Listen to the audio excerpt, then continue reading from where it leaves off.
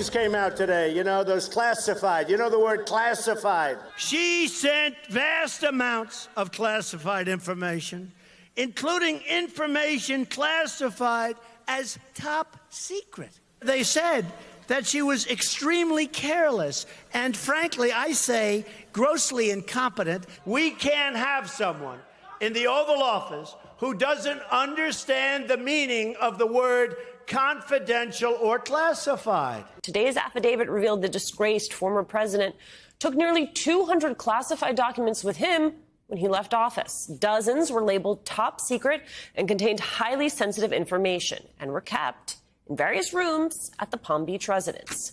What about the letter signed by Trump's attorney, Christina Bobb, drafted by his other attorney, Evan Corcoran, saying effectively nothing to see here, folks? If they knew that they were continuing to retain documents and representing in writing that all documents had been returned, they have a very serious problem of obstruction of justice. There are people whose lives might be in danger tonight because information that should never have been anywhere close to the public was sitting around Mar-a-Lago for 18 months, apparently.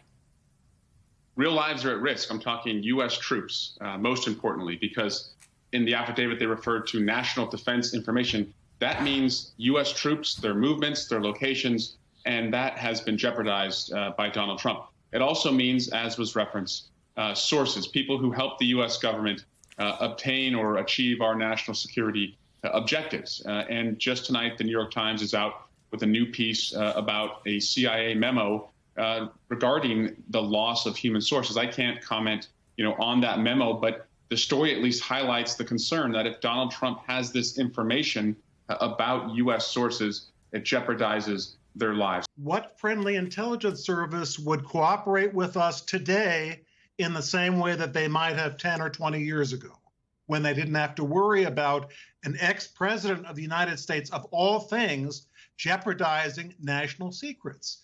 Yeah, what's interesting about the charge that is identified in the search warrant affidavit, it's a particular type of obstruction of justice. It's 18 U.S.C. section 1519, which specifically refers to concealing of documents.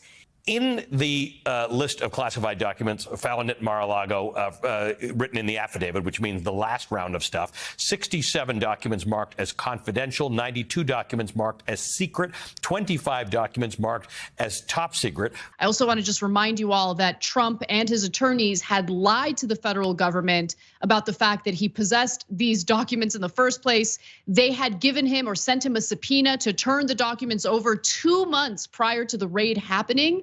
And his lawyer claimed that the documents didn't exist. And of course, as we clearly see here, the federal government knew that was a lie and they conducted the raid. Our intelligence was the glue that brought NATO and allies all over the world together. So if we lose our ability to do that because Donald Trump is holding on to this information, it's not even if he is to compromise the information, it's the perception that sources have that maybe their ability to work with us or their cooperation with us is not as secure as they thought. That could also have a chilling effect on future sources. What a moron. You don't know that they're going to keep track of the nuclear secrets. They're not going to just let you walk out of the White House with them.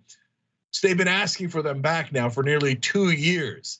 The Times reports, quote, that June 3rd statement, the one from the lawyers, that is, along with visuals from the surveillance camera footage of the property and witness interviews were said to be part of the concerns among investigators about obstruction. Donald Trump broke the law. He took classified and highly sensitive documents home with him when he wasn't supposed to. He then proceeded to lie about the fact that he had them in his possession. The federal government, the National Archives, the FBI, DOJ did not want it to get to this point. There is nothing in our history that quite compares to this.